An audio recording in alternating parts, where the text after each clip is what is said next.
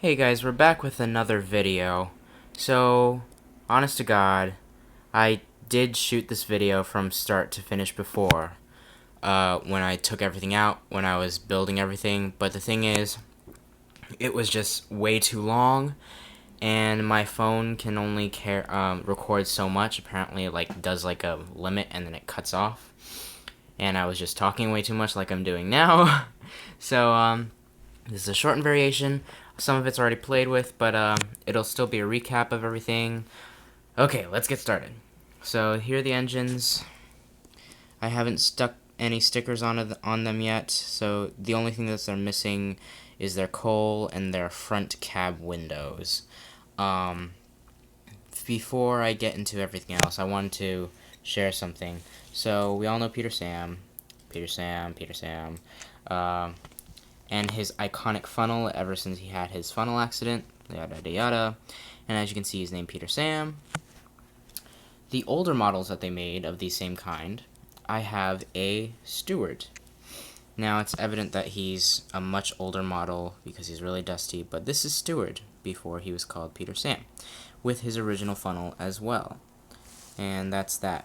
I don't know if they made a Falcon model, but I see a lot of Sir Handles, but no Falcons yet. But if anyone has a Falcon, please share. We would like to see if that actually exists. But yeah, there are two versions of Peter Sam, Stewart and Peter Sam. So yeah, if the cab windows were sticked on, that's what they would look like, along with the coal. It's really dusty. I gotta clean this sometime soon. So yeah, two versions of Peter Sam. And also the Rusty model that everyone doesn't seem to know about. This Rusty seems to be very uncommon in a lot of people's collections, which I find really strange, but it is what it is. And I actually like this model of Rusty because this is what Rusty is supposed to look like. Compared to the other engines, he's proportionate. And also, I tolerate his face because I do not like the Bondi Tex Rusty's face, because in that one it looks like his face is smushed and also he looks a little too Asian. I'm okay with this Rusty's face and also the build and how he's made. So yeah. Here are the coaches. I mean, we all know what these look like. Shiny new. They don't have their faces on them yet. I don't know which side a face would go necessarily. Not quite so sure. So that's that. Here's a car, or one of their trucks. No faces. They're just basically the trucks that are meant for the bigger engines, just reduced down to size. Here, let's have Scarloey pull up to one. If I can do this without actually looking at the thing. There. It's cool that the buffers match up pretty well. Some of the trucks have screws in them and some of them don't. I don't know why.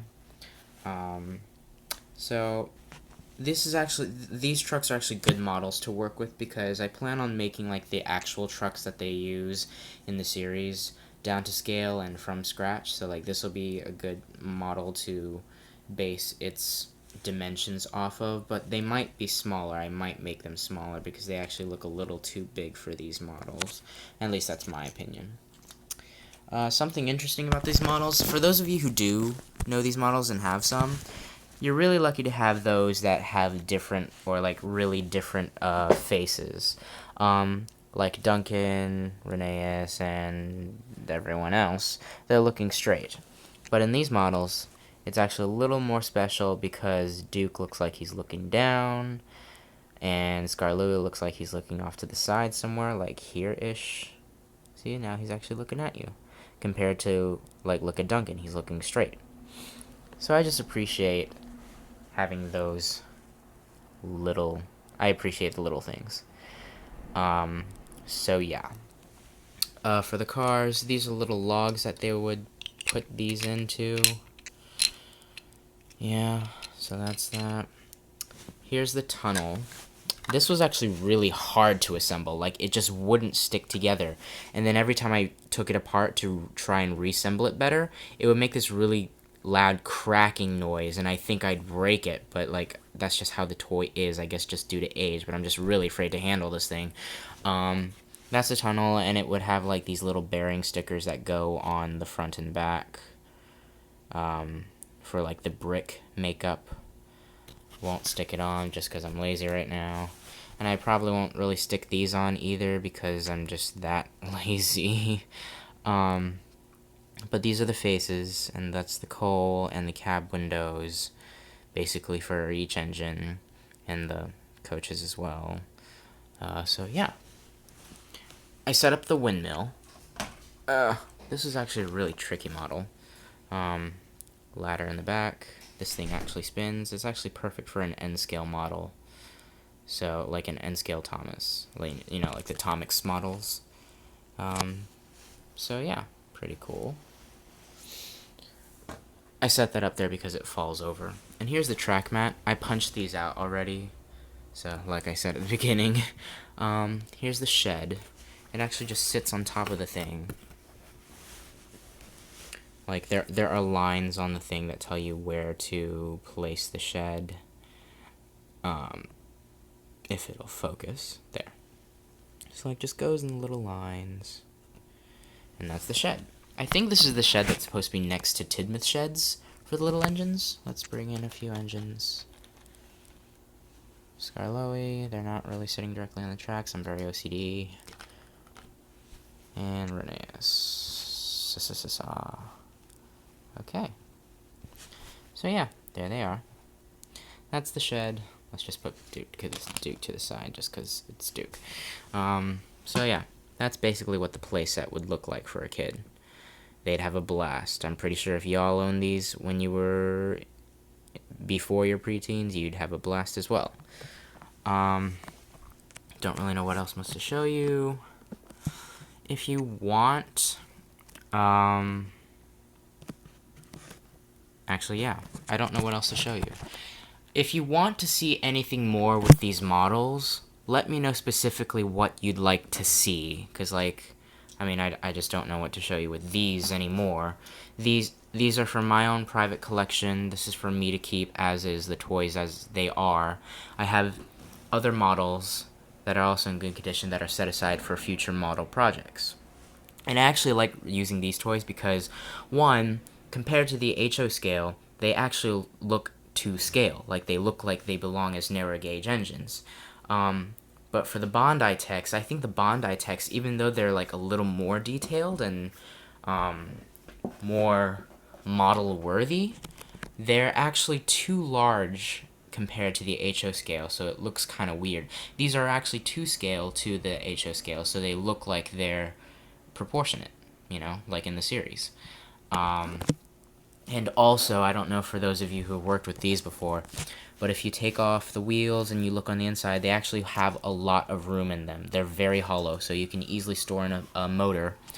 And yeah, I know Top Kesfat uses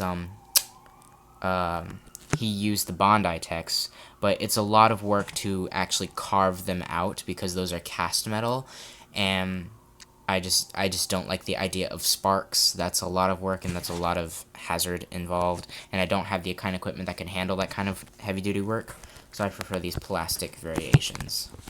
Let's just play with the little tunnel for a second. Didn't Duncan get stuck in a tunnel before, or didn't he refuse to come out of a tunnel or something like that? Yeah, Duncan. I'm not really too happy about his face and the fact that he's missing his side whistle, because when Duncan smiles, Duncan never really truly smiles. He looks like he smirks. It's more of a smirk because he never looks really cheery when he smiles. It's more of a smirk, definitely. Yeah. So, if there's anything more you'd like to see of these models, besides model projects, those are coming up sometime in the future. But if there's anything more you'd like to see of these specific models that you see in front of you, let me know, and we'll go from there. In the meantime, watch out for more videos. I will try to think of other stuff to do. I might fix up Sir Handel a little more, like that in that past video. The thing is, about me tackling model projects, I do them, it's just that there's a lot of, I do them now, it's just that there's a lot of stuff to take care of, because the models that I bought off of eBay, the ones that, like the actual N scale models, um, they're really old and they're not in the best condition, and I'm not really sure how to restore them to their peak level. You know, like take off the body and just have the chassis and clean out the wheels and re-oil everything and clear off the gears. I don't really know how to do that safely without breaking it. So if anyone would like to guide me on how that's done so then I can continue like my model projects on my own, please help me, because I would appreciate the tips and the how-tos and tutorials, because honestly, I need them. I'm still a beginning like model railroader. I'm not like hardcore yet because I have so much other stuff going on in my life, but I'd like to do them. It's just, you know, I need, what is it? What's the word I'm looking for? I need the how-tos on how to like start from scratch. So yeah.